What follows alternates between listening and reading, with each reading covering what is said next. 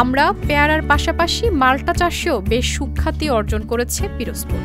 উৎপাদন খরচ কম এবং স্বাদ ও ঘ্রাণে অতুলনীয় হওয়ায় জেলায় বাণিজ্যিকভাবে চাষ হচ্ছে এই ফলটি। চলতি বছরে জেলার বিভিন্ন উপজেলায় মোট ৪৩০ হেক্টর জমিতে মাল্টার চাষ হয়েছে। এর মধ্যে সবচেয়ে বেশি মাল্টা চাষ হয়েছে সদর ও নাজিরপুর উপজেলায়।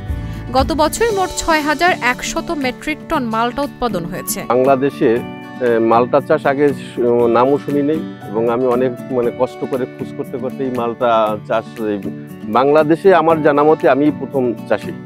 আমি আমার দেখা দেখি এই অঞ্চলে, শুধু এই অঞ্চলে না, বাংলাদেশের আমার জানা মতে যে নর্থ বেঙ্গলে আমি অনেকগুলো বাগান করে দিয়েছি এবং আমি চারাও বিক্রি করতাম এবং আমার বাগান বিভিন্ন সময় বিভিন্ন পেপার পত্রিকা এবং টিভিতে দেখা গেছে। এবং এই মাল্টা চাষ এমনই একটি চাষ যে এটা খুবই লাভজনক। যেমন আপনাকে আমি বলতে চাচ্ছি যে এই গাছটায় দেখেন যে যতগুলো মাল্টা আছে, এইটাই এই পাশাপাশি সব গাছেই দেখেন এই মাল্টা চাষের উপর কোনো চাষ আমার জানা মতে যে লাভজনক না। একটা গাছ থেকে আপনার 2 মণ 3 মণ 4 মণ 5 মণ ফল হয়। মাল্টা বাগান জানতাম না মাল্টা কি জিনিস। আমাদের এরকমের অমল চাচায় প্রথমে মাল্টা নিয়ে আসে, তার সুপারি বাগান এই করে পরিষ্কার করে সে মাল্টা লাগে এবং সে তার লাভ দেখে আমরা মাল্টা চাষে উদ্যুক্ত হই এবং আমিও মাল্টা চাষ করি দীর্ঘ 4-5 বছরে। আমি যে মাল্টা বাগানে লাভ হয়েছে এরকম দুর্গাপুর অন্য কেউ হয় নাই।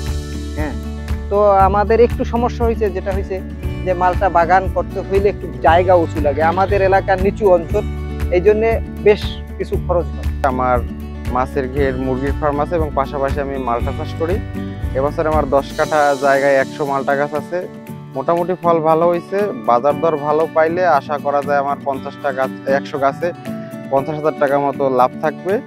বর্তমান সময়ে মাল্টা চাষ মোটামুটি লাভজনক একটা ব্যবসা। যদি কোনো উদ্যোক্তা মাল্টা চাষ করতে চায় তাহলে করতে পারে, আশা করা যায় সে একটা ভালো ফলাফল পাবে। উৎপাদিত বাড়ি মাল্টা এক স্থানীয়ভাবে পরিচিত পয়সা মাল্টা নামে। বর্তমানে প্রায় 6,500 কৃষক সরাসরি মাল্টা চাষে জড়িত। তাদের উৎপাদিত মাল্টায় এ বছর প্রায় 30 থেকে 31 কোটি টাকা আয়ের সম্ভাবনা রয়েছে। পিরোজপুরের মাল্টা শ্রীরামকারের মাল্টাই সবথেকে ভালো।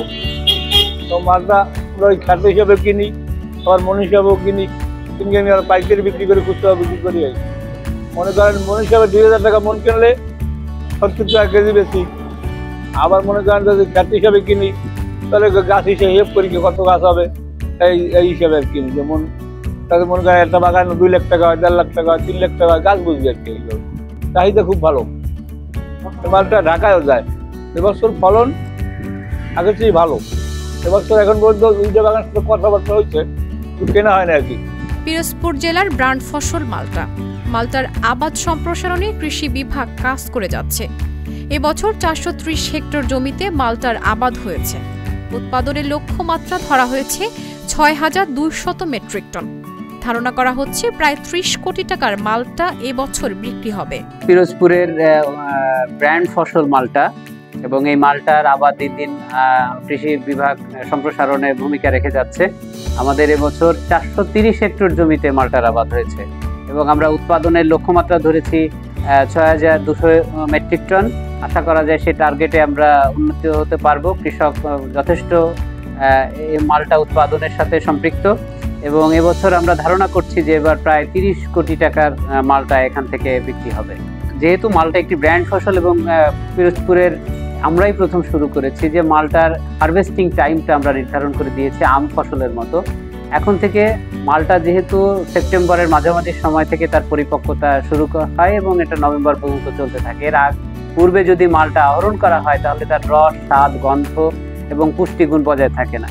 এতে কৃষক ক্ষতিগ্রস্ত হওয়ার সম্ভাবনা রয়েছে। তারই ধারাবাহিকতায় আমরা জেলা প্রশাসনের সহযোগিতায় আমরা মাল্টা হারভেস্টিং এর একটা শিডিউল বা ক্যালেন্ডার আমরা তৈরি করেছি। সেই অনুযায়ী আমরা সেপ্টেম্বরের প্রথম সপ্তাহ থেকে কৃষক হারভেস্ট করতে পারবে এবং কৃষক সেক্ষেত্রে আমাদের সাথে সহমর্মিতা প্রদর্শন করেছে এবং আশা করা যাচ্ছে এক্ষেত্রে আমরা পিরোজপুরবাসী এটার সাথে আমরা একাত্ম থাকবো। মাল্টা চাষ এই অঞ্চলের গ্রামীণ অর্থনীতিকে দিচ্ছে নতুন গতি আর সম্ভাবনার আলো। কৃষকরা মনে করছেন কৃষি অধিদপ্তরের যথাযথ তদারকি থাকলে বাংলাদেশে উৎপাদিত মাল্টা একসময় বিশ্ববাজারে স্থান করে নেবে।